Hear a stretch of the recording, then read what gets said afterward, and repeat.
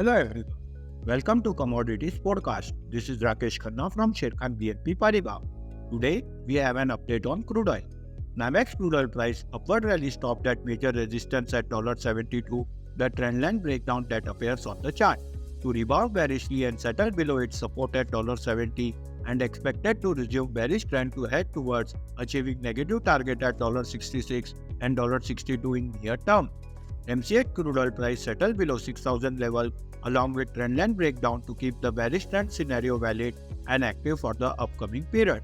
However, key support hold at 5,800 level on the downside and break below will drag the price further down till 5,620 and 5,200 level in near term. Any minor degree bounce shall consider as a selling opportunity until the price is trading below its key resistance at 6,070 level. The price indicator is bearish. Thank you.